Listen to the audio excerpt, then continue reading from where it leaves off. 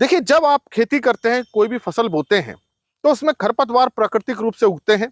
उगने के बाद उनमें फूल आता है, बीज आता है और वो बीज जमीन पे गिर जाता है और फिर अगले सीजन में फिर वो खरपतवार उगते हैं, फिर बीज आता है, फिर बीज जमीन में गिर जाता है।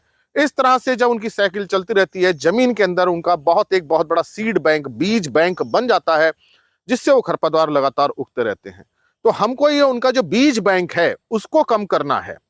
इसका मतलब यह है कि हमको खरपतवारों को उनकी फूल आने की अवस्था से पहले ही नष्ट करना होगा।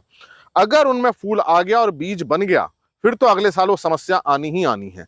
तो हमारा पहला प्रयास ये होना चाहिए कि जो हम खरपतवारों को नियंत्रित कर रहे हैं, उनमें फूल आने की अवस्था से पहले ही कर लिया जाए। अगर उसके बाद हम करते हैं, तो हमारे प्रयास बहुत सफल नहीं होंगे।